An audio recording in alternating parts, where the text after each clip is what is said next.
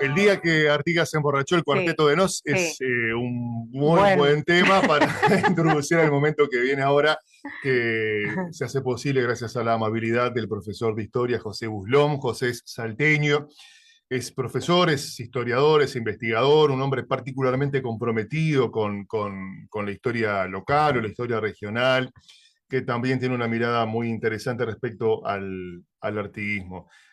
Cuando lo invitamos a participar a José, le dijimos, mira, queremos plantearte una consigna, desde tu perspectiva. ¿Cómo vemos en general los uruguayos a Artigas? ¿Lo seguimos creyendo como el padre nuestro, aquel de bronce? Por el otro lado, sigue ganando adeptos la mirada que surge de la leyenda negra, ¿no? Del Artigas delincuente, contrabandista, provocador de desorden en la campaña, o de a poquito vamos entendiendo al hombre y sus ideas destacadas para la época. José, bienvenido a la tribu. ¿Cómo va? Qué gusto escucharte.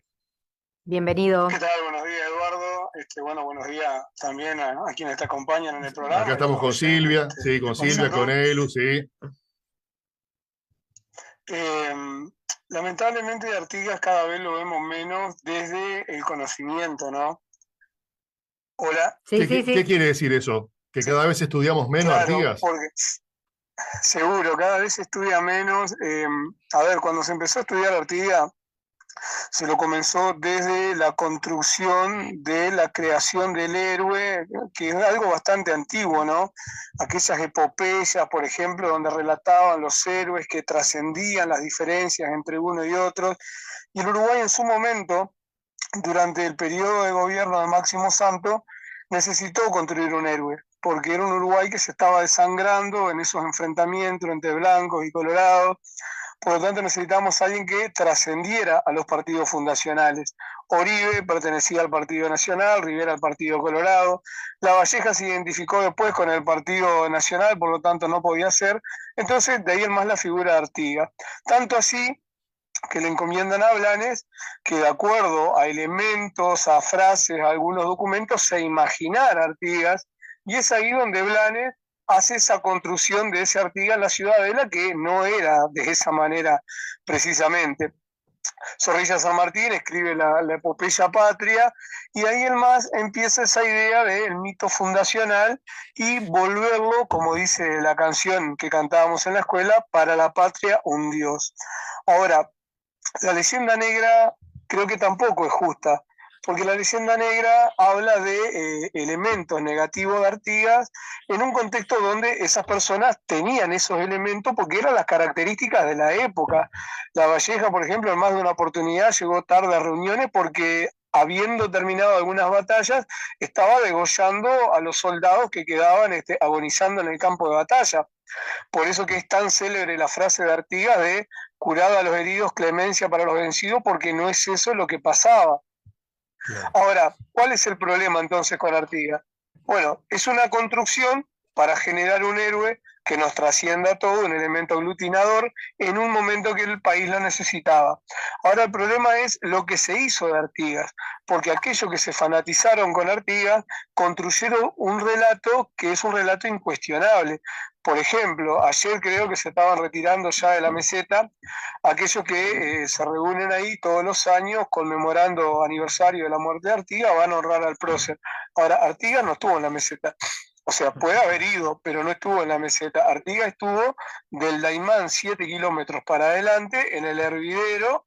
Ahí estuvo instalado el campamento de purificación, no en la meseta. De hecho, ¿Cuál el es el himno problema de con el José, hervidero? el himno de Paysandú habla desde Artigas que es gobierno en tu meseta. Hay un error histórico que se ha repetido porque se piensa que Purificación estuvo ahí. Exacto, exacto. Y viste que es un error histórico que trasciende comentarios, interpretaciones y pasa a formar parte de algo tan importante como es un himno. Claro. Artigas estuvo en el hervidero, porque de hecho el hervidero tenía las condiciones geográficas que él necesitaba, había un puerto, habían condiciones en los montes y en el arroyo para poder proveerse de lo que necesitaban, era también un punto alto, no tan alto como la meseta, pero era un punto alto.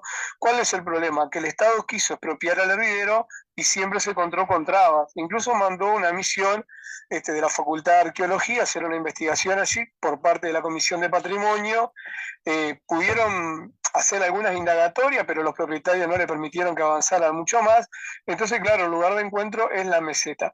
Entonces tenemos una historia que fue una historia construida y que yo la comparo con situaciones de nuestra vida personal. Por ejemplo, de pequeño nuestro padre era un héroe y nosotros necesitábamos verlo de esa manera porque de hecho generaba una cuestión de autoestima y de desarrollo para nosotros. Claro. Con el tiempo vemos que nuestro padre tiene errores como los nuestros, peores que los nuestros, y otras virtudes, porque obviamente además de darnos la vida, nos crió, nos permitió desarrollarnos.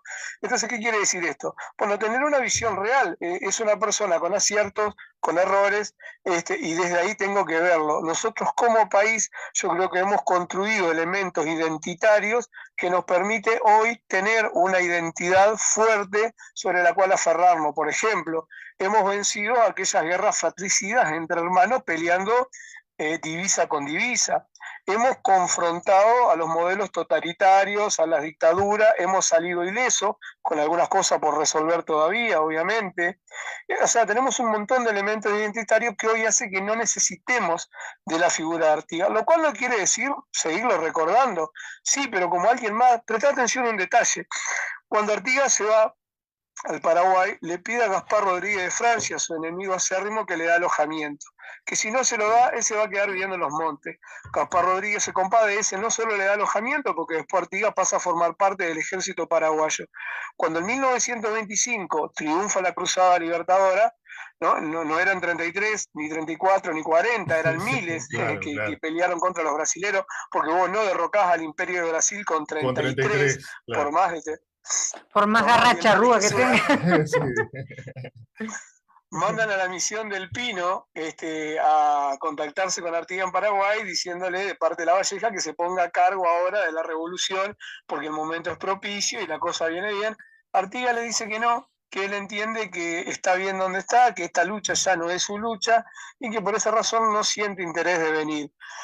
Lo respetan. Cuando el Uruguay jura la Constitución en 1830, porque primero somos independientes y después tenemos nombre de país, es al revés. Sí. Primero debemos nacer para después constituirnos, pero nosotros hicimos al revés. Bueno, ahí Rivera lo manda a buscar a Artigas y Artigas le dice exactamente lo mismo, que incluso él no sería propicio y no contribuiría a un clima de paz que el país necesitaba en ese momento. Y fíjate lo horroroso que hacemos. Después de muerto, repatriamos los restos. ¿Cómo vas a repatriar los restos de alguien que en vida no quiso venir a este lugar? Claro. Entonces yo creo que ahí está el problema, que lo que te decía hoy, no es lo que nosotros pensemos de Artigas, es qué hicimos de la figura de Artigas para la construcción de nuestra historia. José, ¿y por qué seguimos insistiendo con el padre de la patria cuando claramente, como vos reseñabas, el proyecto político de Artigas no tiene nada que ver con lo que resultó después del 30? Por eso te lo decía, por falta de conocimiento. Esto se llama en historia, bueno, la historia falsificada, la construcción de relatos que no condicen con la realidad. Por ejemplo, yo te lo mencionaba hoy al pasar, cada 25 de agosto desfilamos rememorando la independencia. El 25 de agosto rememora a 1825. Es en 1830 que el Uruguay nace realmente como país. Porque en el segundo artículo de la Declaratoria de Independencia, que es el artículo de la reincorporación, dice: reincorpórese esta provincia a las demás provincias al mismo nombre, que por el Congreso de Tucumán de 1816, del 9 de julio, era la República Argentina. De hecho, porque esto pasó en 1825 en agosto, envía a La Valleja al gobierno nacional, 2 meses después el gobierno nacional acepta, o sea que no le era tan importante la declaratoria de independencia a esta provincia. 2 meses después, el 25 de octubre, le envían un comunicado a La Valleja diciendo: bueno, hemos aceptado la reincorporación de la provincia. Y ahí La Valleja festeja y dice: bueno, se han cumplido nuestros más caros anhelos, volvimos a ser argentinos. O sea, no hay duda de que no existía el Uruguay. Claro, claramente. volvimos a ser Argentina. José, para Y ponerle... un Sí, detalle, sí, sí, te escuchamos. no, un detalle, se hizo las cosas tan a la apurada, ¿no? En la Convención Preliminar de Paz, que en 1830 primero se pensó en esto como la República de Montevideo, pero cuando le pusieron nombre, no le pusieron nombre, porque nos pusieron República, haciendo referencia a una característica jurídica, porque tenemos división de poderes, independencia entre los mismos y una constitución que los garantiza, oriental del río Uruguay, una descripción geográfica. Es como que yo te diga, aquella persona que vive a la vuelta, bueno, pero ¿cómo se llama? Y tanto no sabíamos cómo nos llamábamos, que en un momento en la cédula éramos orientales y ahora somos uruguayos. Podríamos ser republicanos y seguiríamos el mismo criterio, ¿estaría bien? Estaría bien, claro. Sí. José, para ponerle nombres de actores contemporáneos, las frases de Artigas o la figura de Artigas hoy es reivindicada desde Cabildo Abierto hasta la Unidad Popular, pasando por el Frente Amplio, los blancos, los colorados y cuantas otras manifestaciones políticas existan. Le sirve a todos. Eso tiene, sí, esto de... el defensor, la selección de Paysandú y la selección de Salta. Ahí va. Entonces, ¿esto tiene que ver con que con la, entre comillas, grandeza de Artigas o tiene que ver con... Ahora, si el tipo tenía tan claro lo que pensaba, ¿cómo puede ser que sus ideas le sirvan a todos, no? Permiso. ¿Qué pasa acá? Permiso. Sí. Agrego, por la desfachatez de todos que lo usan. Porque lo que pasa es que se cumplió el propósito. Estamos conversando con el profesor José Buslón. Que más allá... Sí. Sí, es lo que hace que más allá de nuestras diferencias tengamos un elemento que nos une, que nos trasciende. Yo te decía un poco en broma, pero es así. Peñarol reivindica Artigas, Nacional. Sí. Sí, nos trasciende, nos une. Se cortó. Estamos conversando con el profe José Buslón. Hoy Internet evidentemente no nos estaría dando la mano que no está respetando, ¿no? Artigas. José, ¿Cómo quería la instrucción del año 13? Hola. ¿Sabes, José, que se cortó cuando estabas haciendo alusión a cómo Artigas es reivindicado desde diferentes lugares, digamos, de la sociedad? No, decía que se cumplió con que Artigas sea el elemento aglutinador, que lo reivindicamos todo más allá de nuestras concepciones ideológicas, político-partidarias, futbolísticas, pero lo que quiere decir es que lo estamos viendo desde una mirada acrítica, y son muchas las cuestiones acríticas en nuestro país. El otro día se armó todo un problema por algo que se discutió en la TV de primaria sobre el tema del juramento a la bandera. Sí. El juramento a la bandera se hace de acuerdo a una ley de la década del 40 donde se estableció el servicio militar obligatorio. Por lo tanto, al jurar la bandera, vos ibas a cumplir con el servicio y si había que ir a la guerra, ibas a ir. Después esa ley se dio de baja, pero quedó el artículo 28 que ya habla de la jura a la bandera.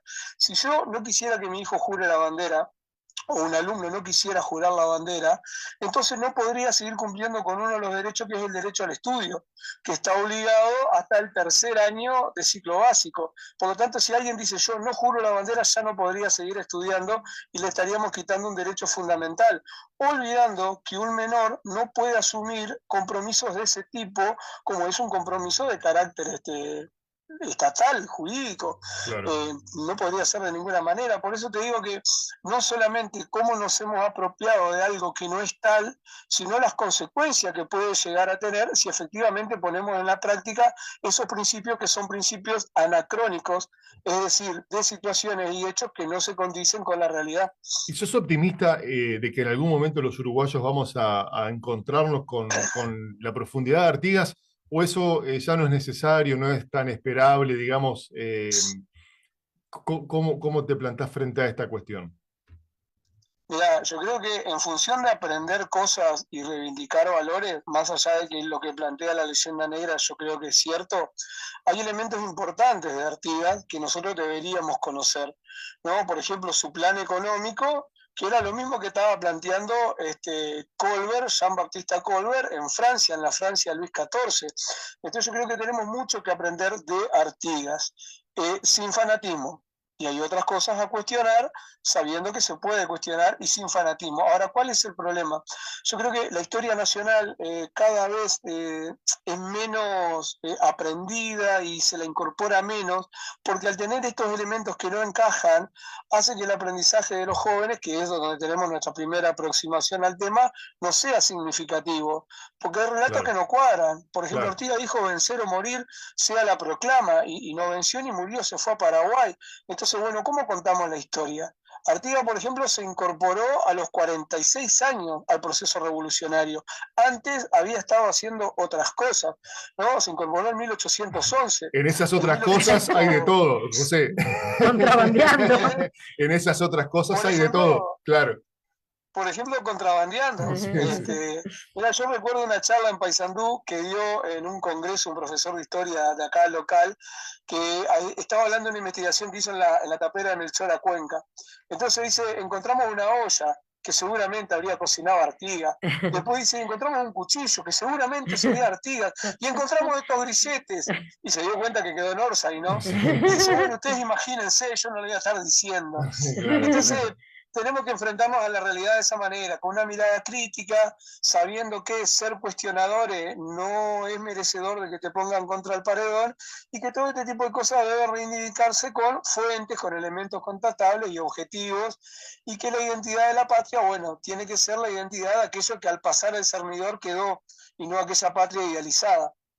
Clarísimo. José, ¿cómo nos gustaría que tengas alguna participación, por lo menos más o menos periódica en la tribu? Sabemos que sos un gran difusor, que tenés una presencia muy buena en medios salteños, así que lo planteamos por ahí, después por privado lo conversamos. Sabemos que andás por el este de Bueno, Paysandú, ¿en qué andás? ¿Podés contar? estoy en Guichón. Estamos haciendo algunas investigaciones sobre cosas que ocurrieron en esta parte, sobre todo por lo importante del papel de la masonería, Oh, mirá. no solamente, hola, Sí. Sí, qué interesante. sí, no solamente la masonería en la construcción cultural y el aporte social, sino, por ejemplo, en determinados enfrentamientos, como el enfrentamiento de Guayabos, donde vinimos justamente a buscar un panteón que tiene elementos simbólicos donde reivindica la participación de la masonería, y bueno, por suerte estaba todo en su lugar y pudimos registrarlo, que para nosotros es un elemento importantísimo, ya que la masonería es muy discreta, ¿no? Algunas cosas cuentan, otras no. Entonces, los que somos profanos tenemos que valernos de otros recursos para armar el relato histórico. ¿En Guichón es muy notoria la presencia de la masonería? Sí, sí, sí, sí, sí. Es muy notoria porque algunos estudiosos ingleses dicen que si queremos conocer la realidad de una ciudad, al primer lugar que tenemos que ir es al cementerio, a la necrópolis, la ciudad en miniatura. Y la ciudad en miniatura de Guichón es muy explícita en ese sentido. Incluso, bueno, nosotros preservamos la identidad, pero de aquellas personas que participaron en esos procesos que todavía están establecidos en el lugar, y que, bueno, que han nutrido el patrimonio, ¿no? Sin darse a conocer como tales, porque la masonería en esa discreción se maneja de esa manera, lo cual es muy respetable, ¿no? Pero Pero habría... hay una idea de que la masonería actuó fuerte en Salto, por ejemplo. Sin embargo, hay otros lugares no tan del área metropolitana, como por ejemplo Dichón, donde tuvo un papel importante. Eh, ¿Se podría pensar que sigue activa la masonería? ¿Tiene una base local, digamos, una sede, una organización local en Guichón? ¿O es, a ese extremo, digamos, no podríamos llegar a afirmar? En ese camino estoy, Bien, en el de investigar y avanzar en ese sentido. bien. Porque hasta ahora los elementos que tengo son esta, más que la masonería, por ejemplo, eh, esto que yo te estoy planteando responde a la gran logia. Existen otras logias, de repente no consideradas como regulares, que es un tema también que estoy investigando, si en Guichón están presentes. Sé que en la ciudad de Paysandú sí, hay logias de esas que no se consideran regulares por la gran logia, pero que están participando activamente, y bueno, mi idea es saber también si, por ejemplo, en Guichón esto ocurre. Quebracho, por ejemplo, ya que estamos hablando de lugares de Paysandú, ¿ha sido objeto de alguna investigación, alguna intervención, José? Hasta ahora, referido al tema de la masonería, no. Referido al tema de la investigación de los senderos sensibles, es decir, de los cementerios y cómo la persona se relaciona con la vida y con la muerte, sí. De hecho, mi investigación en cementerios arrancó allá por el 2005 en Quebracho, donde Quebracho tiene una particularidad interesante el cementerio, y es que la muerte no está tan escondida. Por ejemplo, hay nichos, al igual que Salto, por ejemplo, donde se deposita el cajón esperando el tiempo para que se deteriore y después la reducción, que en Quebracho muchos de estos nichos están con una tapa de vidrio, lo cual quiere decir que la gente puede ver parte de ese proceso de descomposición. De hecho, las veces que llueve, como el cementerio está prácticamente en un pozo, digo un pozo porque confluyen todas las pendientes de la ciudad hacia ese lugar, estas tapas se levantan y a veces los cajones salen para afuera y los que están cuidando ahí lo tienen que poner, ingresar nuevamente, y no hay una idea de la muerte como una cosa, o sea, a la cual haya que ocultar. Esto que para nosotros de repente podría ser algo macabro, ahí es tomado como algo natural, lo cual quiere decir que esa idea de temerle a la muerte que surge a principios del siglo XX, hay en algunas localidades que todavía no se manifiesta tan explícitamente, que es muy diferente, por ejemplo, cómo está constituido el cementerio de Quebracho con el cementerio de Guichón, totalmente distinto, ni que hablar del Monumento a Perpetuidad, que hoy ya es un museo, ¿no? Sí. Sí. José, para Pero muy nosotros, similar a las características del Central de Salto. bien, y también con presencia amazona, evidentemente. Ah, Sí, por sí, sí. supuesto, el cementerio de Paysandú es impresionante, incluso con algunas escenas que delatan, porque ¿qué pasa? En el cementerio la persona deja establecido en los panteones, muchas veces de forma exprofesa, elementos simbólicos que quieren que estén ahí. Pero también pasa que después que la persona murió, de repente sus familiares expresan elementos simbólicos que no estaban bajo el consentimiento del fallecido.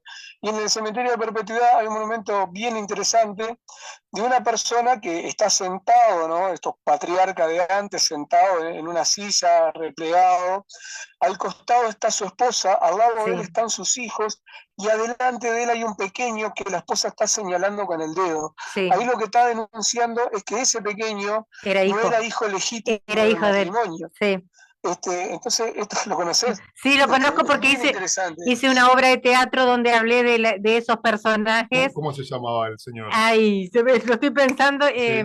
y se me fue. Yo Súper. prefiero mantenerlo en reserva porque Ah, ya bueno, no bueno. Ah, un bien, juicio ya. de Salto que zafado. Ah, me Bien, acuerdo. Sí, es sí, verdad, sí. es verdad. Pero yo hice una obra de teatro en Perpetuidad donde utilizamos todos los datos que hay en esas, y realmente la señora está señalando, y bueno, nosotros dijimos en la obra de teatro que ese niño sería hijo del Del señor. señor. Claro, ilegítimo. Sí, O sea que en ese sentido Paysandú nos lleva años luz porque respecto al respeto de su muerto y a la construcción de su historia, por ejemplo, participar en el cementerio con obra de teatro, tengo entendido que se han hecho sí, un concierto también y sí. recorrido muy frecuente, en Salto todavía está esa cosa de que el mundo de los muertos es el mundo de los muertos. Yo José, recuerdo una vez que hicimos un recorrido didáctico con estudiantes y gente que vio esa instancia comentaba, ¿no? ¿Cómo puede ser que hayan jóvenes en el cementerio? claro, Pero que justamente el cementerio no debe ser algo que nos mantenga alejados.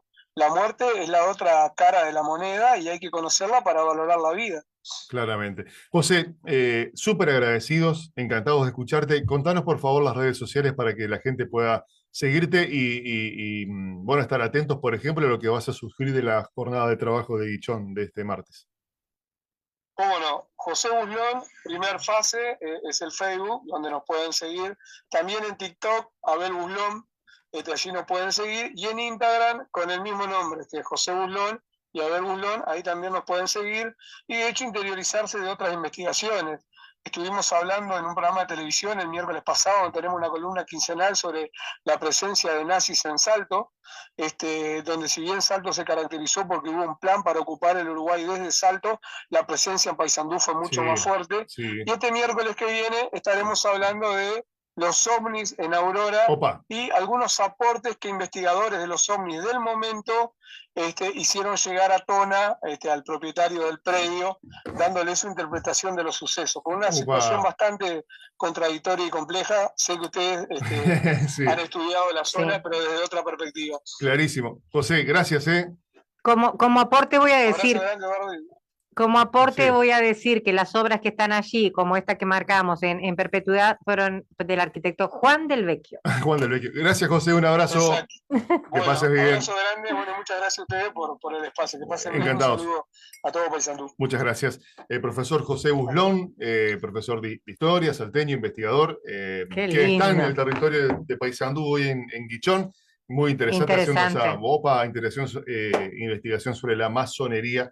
Pues lo invitamos para hablar de Artigas. Antes Bueno, de irnos, nos Luneida, el ganador. Ganador Ignacio, su celular termina con el número 637. Muy bien, se hizo acreedor del maple de huevo casero de La Carreta. Ignacio con la terminación del celular 637. Nos reencontramos mañana. Buena vida para todos. Los dichos y opiniones vertidos en este programa Qué son responsabilidad de quien las emite. ¿Te imaginas viajando, cantando, amando? Y todo eso con los pies quietos, solo con la radio encendida. Eso es primavera.